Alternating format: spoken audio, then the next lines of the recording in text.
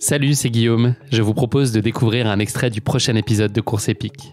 Course épique, c'est chaque semaine un invité, une course, une histoire hors du commun.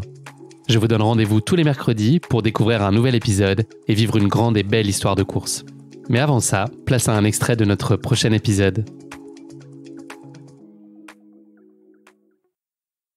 J'ai grandi dans des quartiers un peu plus difficiles et c'est vrai que le football, c'est quelque chose, quand même le sport le plus simple où on peut évoluer. Il faut un ballon de foot et La course à pied, c'est pas mal aussi dans le genre. la course à pied, c'est pas mal, ouais. Ouais. Mais quand on est petit, c'est Bien sûr, ouais, c'est pas non, on n'a pas envie de faire ça. ouais. C'est ludique, je pense. Ouais, voilà. Ouais. Et le foot, il y a besoin d'un pull, un t-shirt, une chaussure, un bout de bois. On fait vite des buts et vite un match, vite un terrain. Donc je pense que le fait aussi d'être à plusieurs, on échange avec les copains, ça a servi pas mal. Ouais.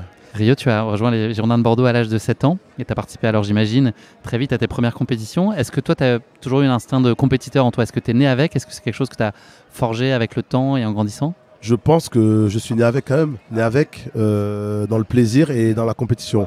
Et c'est vrai que pour moi, être compétiteur, ça n'empêche pas de ne pas savoir perdre, parce qu'il faut savoir perdre aussi. J'ai souvent envie de gagner, c'est la vérité, mais c'est vrai que c'est quelque chose chez moi qui, quand je fais un truc, j'ai envie quand même de bien le faire et je vais pas dire d'être le meilleur, mais en tout cas, j'ai envie de viser haut, quoi.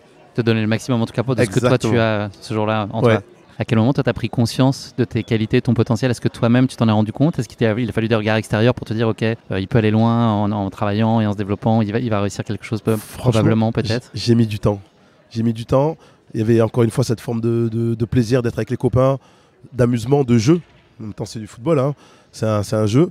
Et jusqu'à mes, sincèrement, 16-17 ans, je ne me suis pas vraiment posé la question de me dire j'ai envie de devenir pro. Sûrement que je l'avais en moi, hein, mais je n'ai jamais exprimé je veux être pro ou c'est sûr que je vais être pro, comme je vois des fois certains jeunes qui sont capables de dire voilà, je vais le devenir et je vais tout faire pour l'être. Je voudrais savoir comment la course à pied a trouvé sa place dans ta vie. Déjà, j'imagine qu'elle est un peu inscrite quand même dans ton passé de footballeur, mais c'est peut-être pas nécessairement les meilleurs moments, en tout cas les choses que peut-être tu traînais un peu plus la patte. Je sais pas, j'ai l'impression, en tout cas souvent j'entends ça sur les sports co, qu'aller faire un peu de courir, c'est toujours un peu la punition.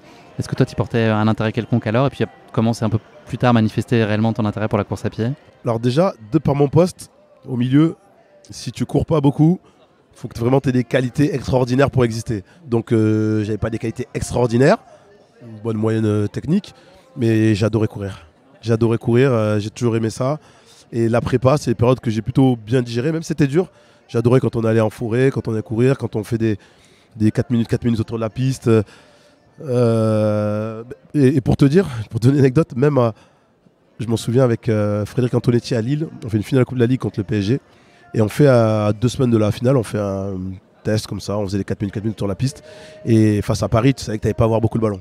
Donc on parle beaucoup d'endurance mentale dans le foot. Donc tu sais qu'il va falloir courir sans le ballon. Et je suis persuadé que j'ai gagné ma place de titulaire, surtout que c'était en concurrence avec mon pote Florent Balmont. Et bon, je suis allé plus loin que lui sur les trucs. Et le coach parlait beaucoup d'endurance mentale. Et je suis persuadé qu'il me fait jouer parce qu'il savait que j'allais tenir en tout cas à courir longtemps. Ouais. Ok, résistant et puis la tête solide quoi. Dur au mal, enfin dur à l'effort en tout cas. Exactement. Rio, tu as commencé la course à pied un peu après la fin de ta carrière de footballeur. Si j'ai bien compris, tu as arrêté en 2018 et tu as commencé au début des années 2020 en tout cas la course à pied. Est-ce qu'il y a eu des sports entre les deux ou est-ce que tu as un peu baissé la garde et... J'ai pas l'impression que tu te sois laissé abattre sur le sport. Non, je ne suis pas laissé abattre, mais au départ si quand même. Au départ, j'avais continué à garder une licence amateur pour jouer au foot à 11. Mais bon, comme je faisais beaucoup de déplacements, parce que j'étais consultant, donc c'est pas facile. Il y a la prise de poids qui arrive. On se relâche, on se fait plaisir. Pas simple, mais après j'ai continué à faire un peu de tennis, basculer aussi un petit peu sur le paddle. Okay. Et la course est arrivée après, vers les années 2020. J'ai commencé à rejoindre un petit groupe de runners à Bordeaux, Bordeaux Athlé d'ailleurs, pour pas les citer. et après il y a eu le Covid. Et pas de bol. Ouais, pas de bol, mais c'est ce qui me relance aussi. Ouais, effectivement. Ouais. Qui me fait m'accrocher. Ouais. Parce que avec le Covid, alors je sais pas pourquoi, encore une fois, je me suis parti dans un délire.